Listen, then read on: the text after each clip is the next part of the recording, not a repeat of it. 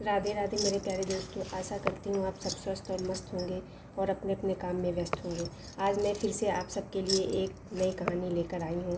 इस कहानी का शीर्षक है रिश्तों का बंधन।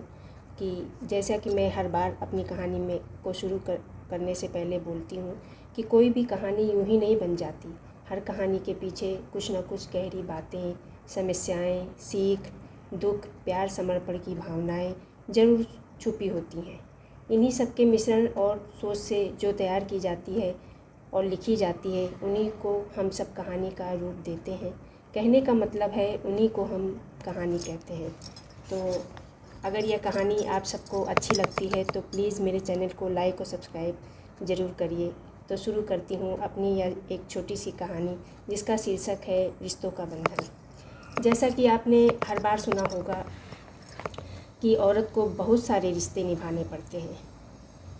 कभी बेटी, तो कभी बहन, तो कभी पत्नी, तो कभी माँ। ये सारे रिश्तों को एक औरत निभाती है, लेकिन एक पुरुष को भी कुछ रिश्ते निभाने पड़ते हैं। आज की कहानी मेरे उसी पुरुष समाज की है। एक मध्यम वर्गीय परिवार जिसमें राम, उसकी पत्नी भूमिका और उसकी माँ शामिल है। राम अपनी माँ से बहुत प्यार करता था। वह उनकी हर छोटी से छोटी बात का ख्याल रखता था। राम के पिता नहीं थे। उसकी माँ ने उसको अकेले ही पाल पोस कर बड़ा किया था। उसने अपनी काबिलियत से इंजीनियरिंग की डिग्री भी हासिल कर ली थी और उसे एक अच्छी जॉब भी मिल गई थी।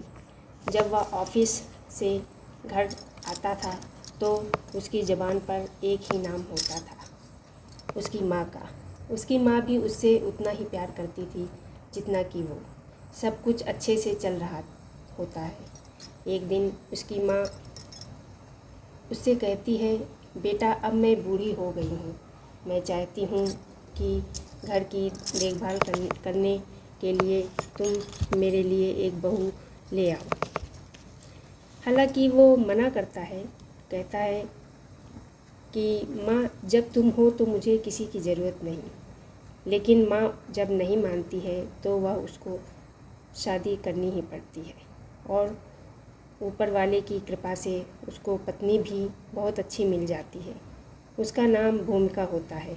वह बहुत ही सुंदर, पढ़ी लिखी और सर्वगुण संपन्न होती है।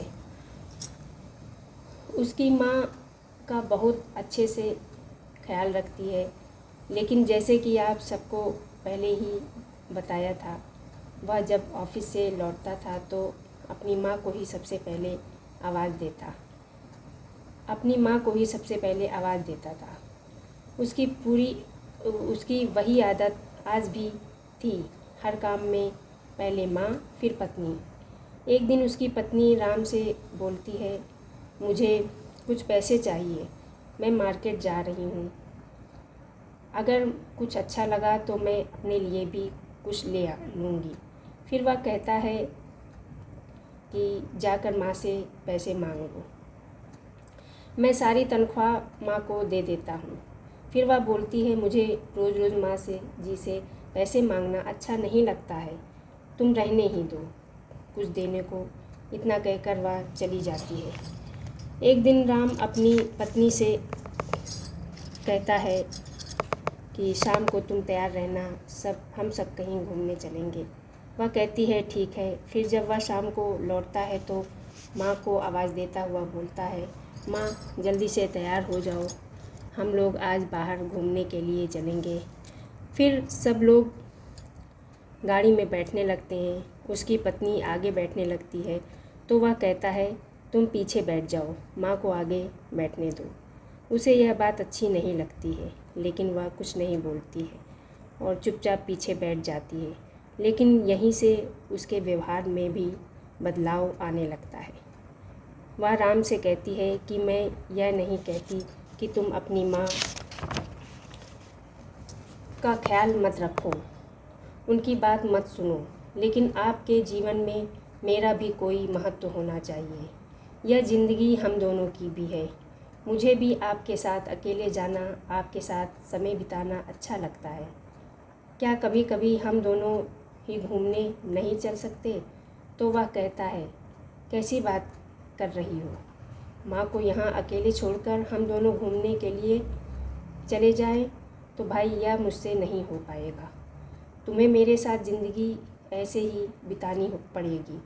मैं अपनी माँ को किसी भी प्रकार का दुख तकलीफ़ नहीं दे सकता। इतना कहकर वह चला जाता है। तो दोस्तों, आगे की कहानी के लिए आपको थोड़ा इंतज़ार करना पड़ेगा। मैं फिर से आप दूसरा भाग इसका ज़रूर लेकर आऊँगी, क्योंकि कहानी थोड़ी लंबी हो जाती है, तो इसलिए मैं 2 भाग में अपनी कहानी को बनाती हूँ। और तब तक आप अपना ख्याल रखिए। आप सभी को राधे कृष्णा।